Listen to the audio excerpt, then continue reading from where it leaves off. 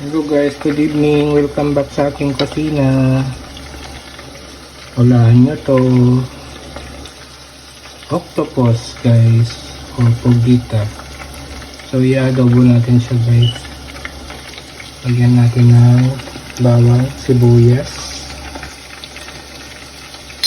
luya, soy sauce, vinegar, salt, saka paminta. Kaya magic sarap guys. Magigisa na natin.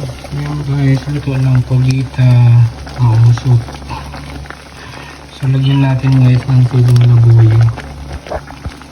So ayan ang usok. Hindi makita yung adobo. Ayan guys, nagkaroon siya ng sabaw.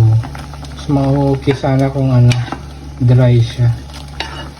Pero okay na rin yan para may mahigop at pang sabaw sa rice.